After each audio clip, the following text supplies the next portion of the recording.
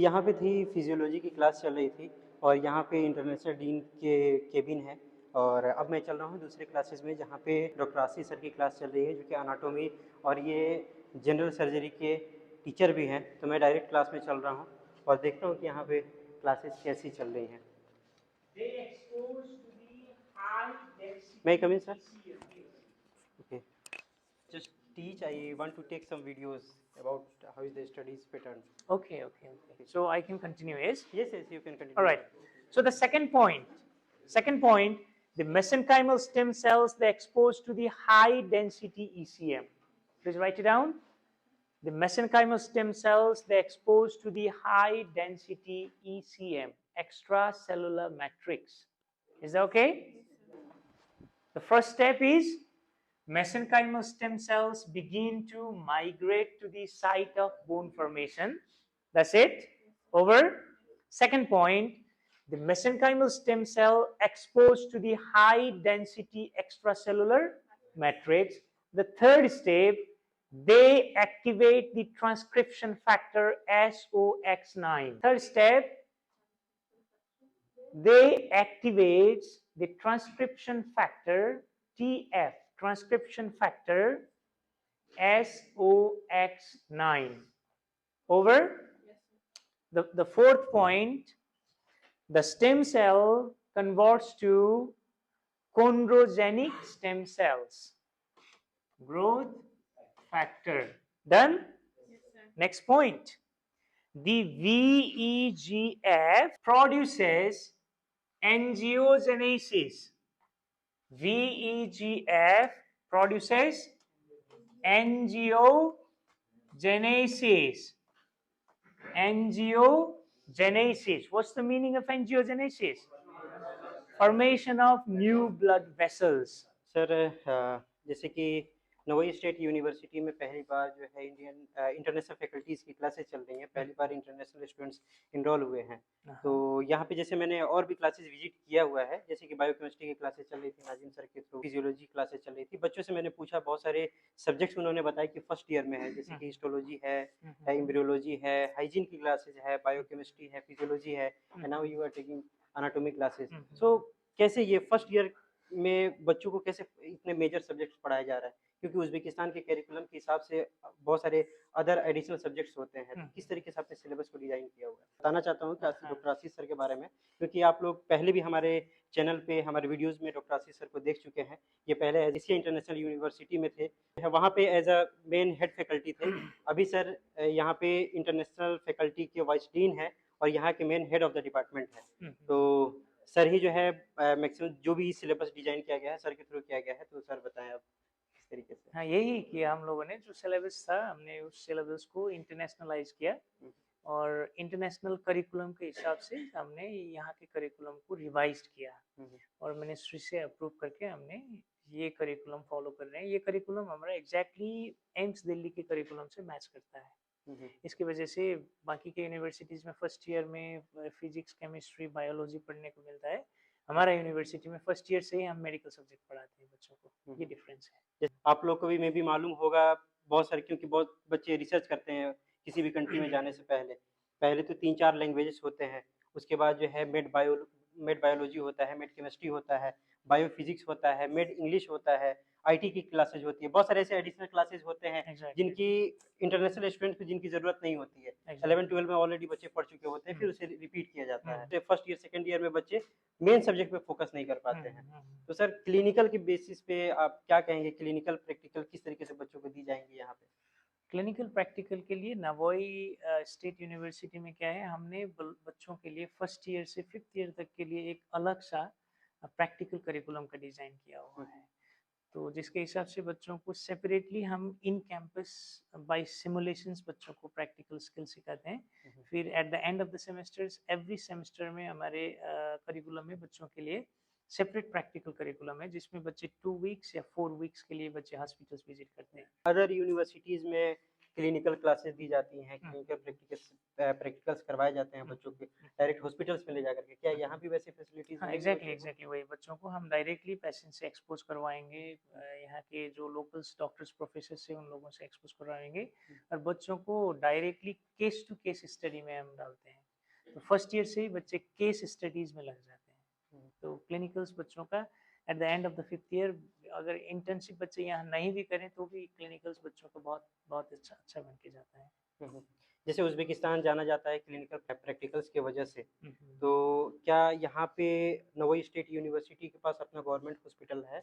हाँ, Nagaur state university एक government hospital है, और इस सिटी में गवर्नमेंट के जितने भी हॉस्पिटल्स है, डिफरेंट ब्रांचेज, जैसे कि इन्फेक्शियस डिजीज, इमरजेंसी मेडिसिन, ये कार्डियो मेडिसिन, ऑर्थोपेडिक्स के डिफरेंट डिफरेंट जितने गवर्नमेंट के हॉस्पिटल्स है, वो सब हॉस्पिटल्स ये गवर्नमेंट यूनिवर्सिटी से एफिलिएटेड हॉस्पिटल्स होते हैं। तो बच्चों को according to the syllabus curriculum जिस सब्जेक्ट का प्रैक्टिस करना है, हम बच्चों को उसी हॉस्पिटल में भेज देते हैं। और पैसेंज फ्लो यहाँ पे बहुत अच्छा है नागोई में, तो इसलिए बच्चों को क्लिनिकल एक्सपोजर बहुत सर अच्छा एनाटॉमी को किस तरीके से आप पढ़ा रहे हैं? आई मीन क्योंकि ऑर्थो के हिसाब से, न्यूरो के हिसाब से और फिजियोलॉजिकल पर्पस के हिसाब से अलग-अलग सेमेस्टर्स में जैसे उज़्बेकिस्तान में डिज़ाइन किए गए हैं, तो यहाँ पे किस तरीके से आप किस वे में आप पढ़ा रहे हैं एनाटॉमी? एनाटॉमी को हमने करिकुलम जो है इसको 3 हिस्सों में डिवाइड कर दिया है, ठीक है। हम इसमें एक तो जनरल एनाटॉमी पढ़ाते हैं, जो जनरल एनाटॉमी बहुत सारे यूनिवर्सिटीज़ में पढ़ाई नहीं जाती है, क्योंकि जनरल एनाटॉमी को इग्नोर किया जाता है। जो बेसिक्स मॉलिक्यूलर लेवल में होता है ना, तो हम उसको ज़्यादा फोकस करते हैं यहाँ पे, क्योंकि बच्चे मॉलिक्यूलर लेवल में जाने तभी ना अच्छा डॉक्टर बन पाएंगे ना, एज अ फाउंडेशन बच्चों का स्ट्रॉन्ग बन जाएगा। इसलिए हम इसको जनरल एनाटॉमी एक पढ़ाते हैं।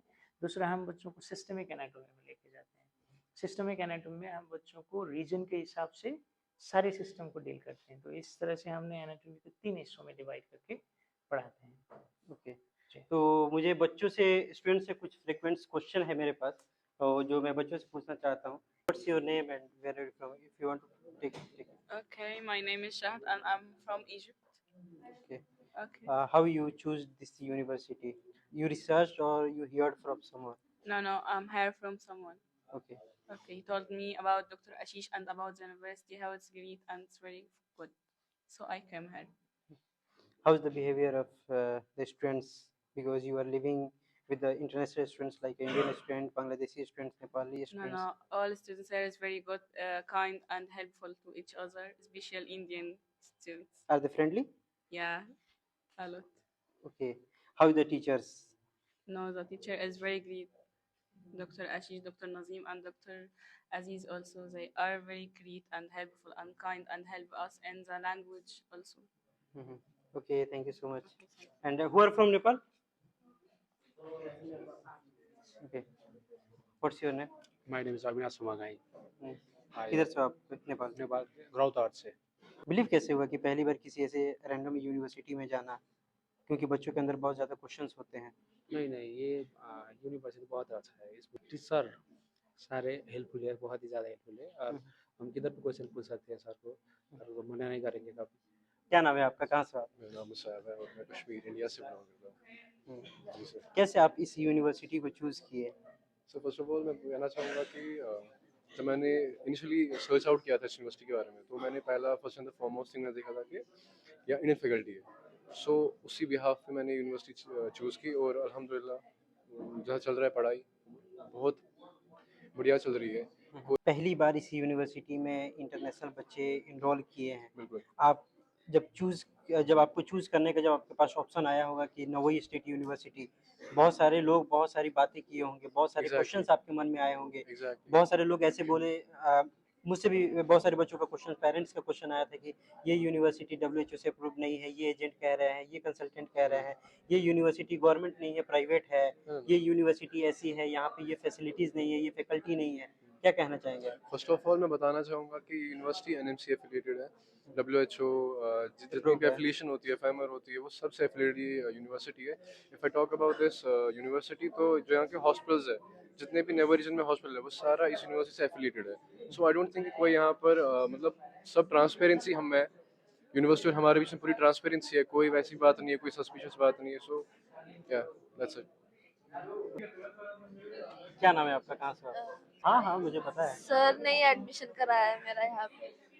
सानिया मुलानी है, मैं महाराष्ट्र से हूँ, इंडिया से। लोग किस तरीके से है, उनका बिहेवियर कैसा होता है लोकल लोकल पीपल का? बहुत ही वेलकमिंग यहाँ के लोग।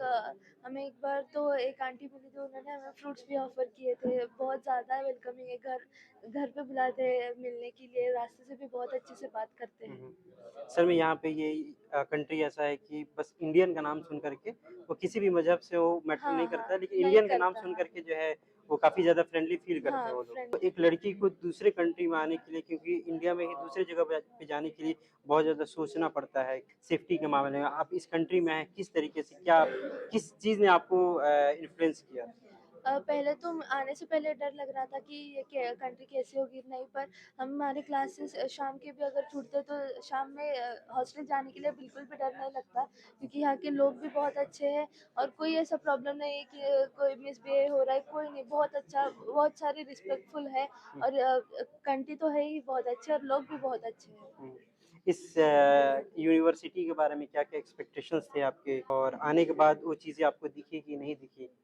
नहीं, हॉस्टल के बारे में एक्सपेक्टेशन थे, हॉस्टल भी बहुत अच्छा मिला है, एजुकेशन तो बेस्ट है ही यहाँ का। ओके, स्टूडेंट्स कैसे हैं? क्या हॉस्टल से, क्योंकि आपका एडमिशन लेने से पहले ये क्वेश्चन भी था कि क्या boys hostels and girls hostel हाँ ये सेपरेट हैं कि नहीं है? है रियलिटी में क्या हाँ, है? बॉयज़ और गर्ल्स हॉस्टल सेपरेट है। हालांकि सामने सामने है, फिर भी 9 बजे के बाद एंट्री गेट्स लॉक हो जाते हैं, कर्टन्स क्लोज किए जाते हैं और 11 बजे के बाद तो पूरे हॉस्टल का जो डॉर्मेट्री वही लॉक की जाती है, तो no allowance for anyone. Okay, thank you so much. ये पूरा नवोई स्टेट यूनिवर्सिटी का फैकल्टी ऑफ मेडिसिन था, जहाँ पे मेजर सब्जेक्ट चलते हैं। आप लोग को ये वीडियो कैसा लगा? वीडियो को लाइक करें, चैनल को सब्सक्राइब करें, दूसरे दोस्तों के साथ शेयर करें। जो आना चाहते हैं उन तक ये वीडियो को जरूर पहुँचाएं। So thanks for watching.